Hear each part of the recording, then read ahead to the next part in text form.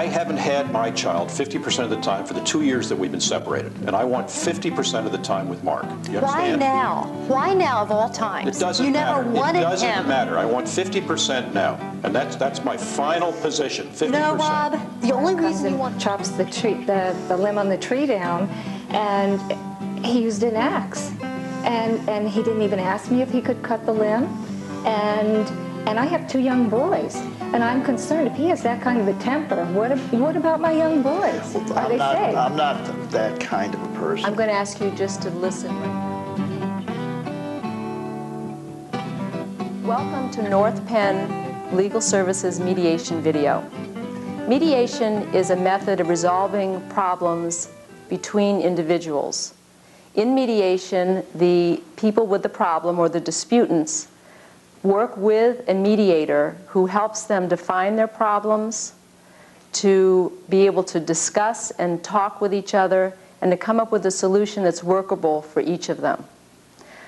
Mediation is different from going to the legal system. When you go to court, there is a judge who listens to both sides and then makes a decision on what the final outcome will be.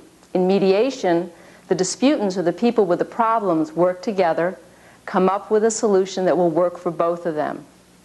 Some situations, going to court is the best idea, to be able to resolve things with the help of lawyers. But if you are able to, there are a lot of advantages to going to mediation instead of going to the court. In mediation, it will cost less, it takes less time, and you start a communication with the other person so that hopefully in the future you will be able to talk together and resolve future problems and not have to go back to either mediation or to the court system. Mediation can be used in a variety of situations, including employer-employee, store owner-customer, neighbor disputes, and child custody. In the mediation we are about to see, the parents of a child are trying to work out a visitation schedule. The emotions of the parties are ready to spill over at any moment, but the mediator is able to keep control and help the parties compromise and reach a satisfactory agreement. I haven't had my child 50% of the time for the 2 years that we've been separated, and I want 50% of the time with Mark. You understand? Why now? Why now of all times? It doesn't you matter. never wanted it doesn't him. matter. I want 50% now, and that's my final position. 50%. No, Rob. The only reason you want him now is because I'm happy in my life. That's not and you true. don't have a life. That has nothing to do with it. That's not true. It's always been the way. That's not why true. we ended up not being together. I'm going to interrupt here because I feel that we've been here before. We've been here a lot. We've been here a lot before. This is nothing Just new. a minute. This is nothing new. Just a minute. I understand how difficult this is for both of you, but we go around and around in the same things. What I'd like to suggest is that I hear a lot of what you've given up, what you each have done. I've given up one heck of a lot. Just a minute. See, this is how he is all the time. Just a minute. What I would like to suggest is that we start with what each of you is willing to move on and give up. I have moved and I have... I understand that, but we are not going to get any further if both of you keep going around and around, and you will end up in court, which you've made the decision not to do that. So I'd like to ask each of you to sit for a moment and to think about what you're willing to move on, and then say that to each other. Now, you've done some movement, and you have also. I'm going to ask to start with you, Rob. I'd like to ask, what are some of the things that you could see moving on, changing on, giving on, so we can get past this impasse? I don't want to give anything, but I want to get this over with, and I know that Carla wants Mark another Sunday a month. All right, I'd like you to speak to Carla and say that what you understand that she would like and what you'd be willing to move on. I know that you want Mark another Sunday a month. I want him every Sunday. Well, I would be willing to give you one Sunday a month, but I want to be able to send Mark to the summer camp that I choose. No. Okay. You know what? I can go back to court and I can have my son all the time because you've been an absent father. I'm here. That's not going to help, though, Carla. You need to be listening to what he's willing to, and then I'm going to be asking you what you. So at this point, just listen to what is willing to move on. So you're willing to move on Sundays. I'll give up one Sunday a month, yes. Mm-hmm. But so he doesn't have any Sundays right now. How can he say he's going to give up one? But I want him 50% of the time on Sundays. So you'd be willing to give me I would give you one Sunday. one Sunday? Okay? But what about the other Carla- Sunday? Then he can't go to Sunday school. Carla, let me ask you, what would you be willing to move on? I would like to have every Sunday because it's really important. What would you be willing to move on and change and give up? That's what I'm asking you. I just feel like I've moved so far. I've given up so much. I gave him 2 weeks in the summer. I gave him Christmas. We're repeating again what you've already given up. I'm asking to move this along, what you are willing to. Well, maybe if Rob would give me Sundays, I'd let Mark go to the camp in the summer that he wants to go to. Okay, so if you were... Not happily. I understand that, but if you'd be willing to have Mark go to the camp that Rob would like in the summer, and you'd be willing to give up one of the Sundays, is that correct? Okay. Now we're starting to have some movement. No, I'd only let Mark go to camp if I could have every Sunday.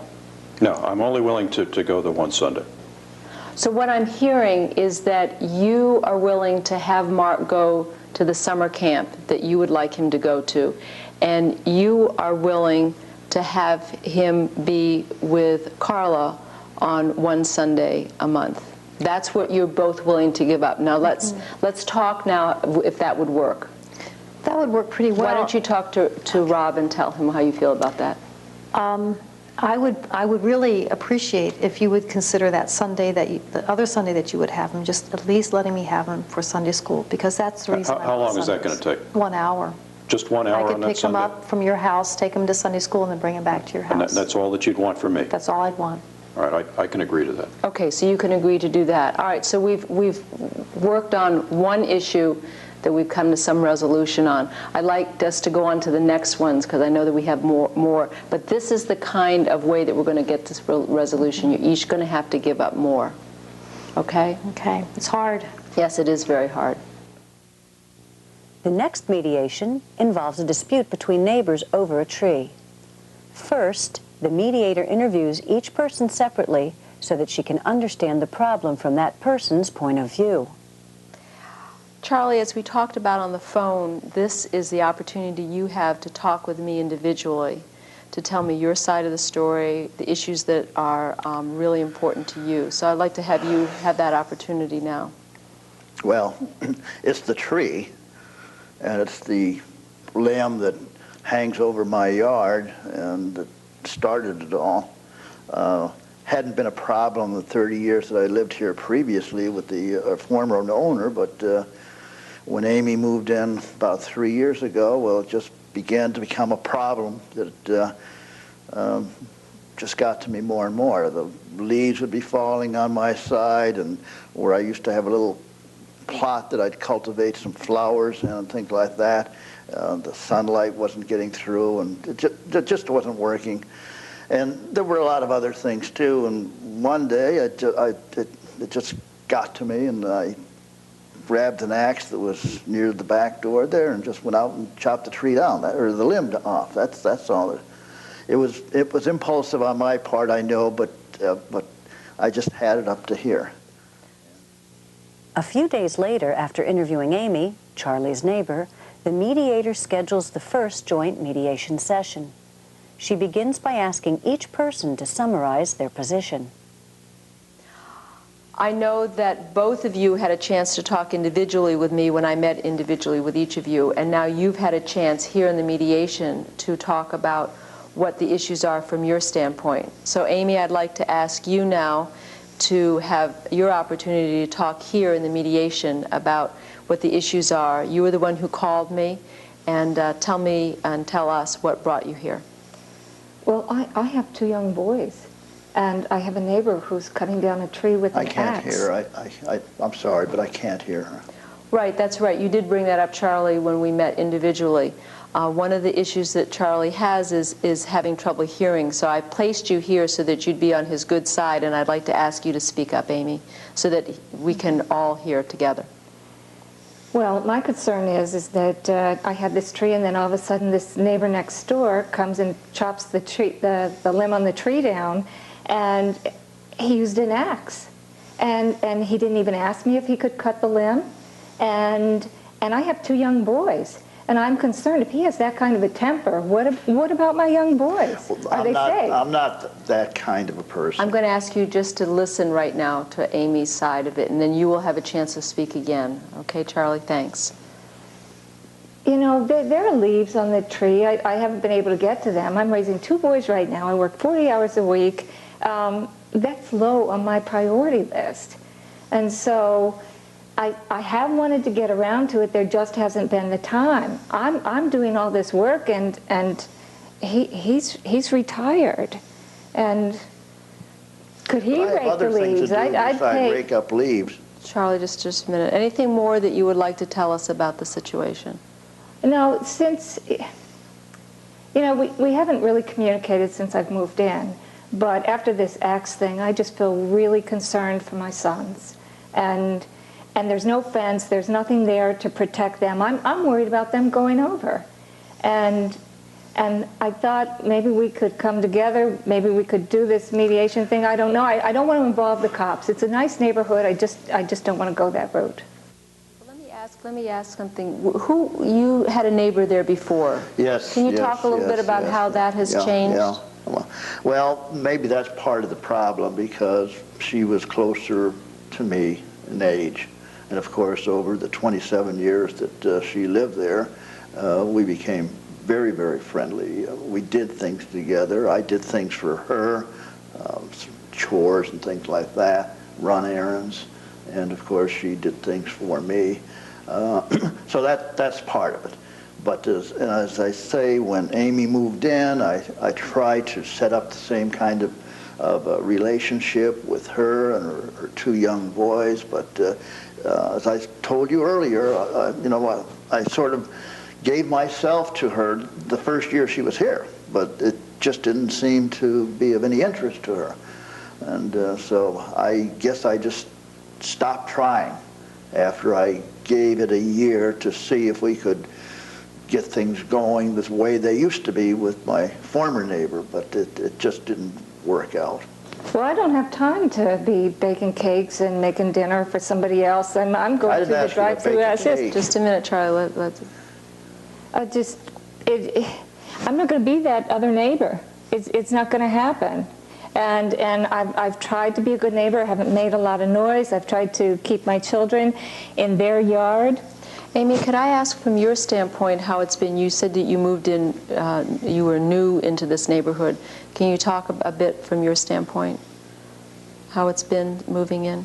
Well, I haven't had a chance to meet anybody. It's just been me just trying to get through the days. And now this on top of everything, it's just making it worse. And I don't know what to do. I'm at my wit's end right now. Mm-hmm. Well, as I said earlier, I'm not that kind of a person. How do I know that? Well, Just let you him just talk have to a take little my bit. word for it. I mean, it's completely out of character with me to grab an axe and go and chop down a tree. But as I say, I had it, and I had to do something, and maybe that's how I released my anger. And I'm sorry if I... You could have sent me a note. Just a minute, Amy. Let him. I'm sorry if I frightened her, and certainly I mean no bodily harm to her or 2 boys. So that's. So what do I do the next time you get angry? Let me just say that what I see here are a number of issues. The first issue that I see is the issue of the chopping off the limb. That's obviously the very obvious presenting issue. But beneath that, I also see some things that you have had a change when your neighbor left. That's been a change for you. Different lifestyle of your neighbor now. Having children in the yard is very different. And for you, you came new to the area. You wanted things to go well. You're very busy. And you wanted to have good relationships with your neighbors, and that hasn't happened. So that's one issue that I see. Another issue that I see is that you have felt unsafe since the cutting down of the tree, of the limb on the tree, and For which I'm sorry. And you have felt unsafe also that you've tried to have communication and weren't able to. So I see those as the issues. I see those issues. What'd she say? Would you? You didn't act very sorry. Well, what you're saying now, what I'm starting to hear now, I'd like us to start to look for the ways that you can empathize with how she has felt, how it has been for her. But let's not get to solutions yet. I want to ask you to say a bit about how you see that it might have been feeling from her standpoint, and then I'm going to ask you, Amy, to talk about how you feel that it might have been from his standpoint. Well, obviously, I know how hard it is on Amy, being a single parent, and I know her two boys are very active and very energetic, and yeah, sometimes I got a little teed off when they'd run over and trample on things in my yard, but I understand. I was a boy myself a long time ago, but yeah, I know those things happen, and I will do what is necessary, but I want it understood that I value my lot, my property very much. Okay. Thank you for that, Charlie. Amy, can you talk a little bit what you can see from having heard Charlie's story, what you can see from his standpoint? Well, I can hear that you had a different relationship with your neighbor before than the one we have right now, but I'm overwhelmed. Rake and leaves is on the bottom of my list, my priority list, and I don't have the money to pay someone. Amy, can you talk more about what you can see from his standpoint, though? Well, yeah. If somebody's leaves were in my yard and it was ruining my flower bed, I would not be a happy camper, definitely. So you can understand, Amy, you can understand how he would have gotten frustrated. Oh, I didn't know he had a flower bed there. Mm-hmm. You didn't know? I can't hear her. I didn't know you had a flower bed there. Mm-hmm. Okay. Now you do know that, and you do know the importance. So I'd like us to move. You've already started talking about some solutions. I'd like us to move to that. I don't mind replacing the tree. I saw it planted almost 30 years ago and watched it grow, and I personally took some pride, and my former neighbor, and in doing things together on both sides of our property. Well, that's all gone. But we can start all over again and take the tree down. I'll replace it, and 30 years from now, it'll be just as big as it is now. But I don't want the tree down. So what ideas do you have for how we might resolve this? I just need help with the leaves. Well, raking the leaves up is not that big a deal. I don't mind doing that. I understand there are things that we both have to give in order to get along. And so her leaves on my side of the property line, I'll just take care of those. So you feel okay about taking care of those Yeah, I leaves? don't. But again, you know, it's if I had a sense that she understood and appreciated what I was trying to do on my side, I think that that's probably all that I would need. A typical mediation may take 3 or 4 sessions. A majority of mediations result in satisfactory agreement. We hope that this video has shown how mediation can be a good alternative to the court system. It is usually cheaper, quicker, and less stressful. When the parties can fashion their own agreement, it is a win-win situation. Perhaps you will consider becoming a mediator or suggest mediation for disputes involving you or your friends.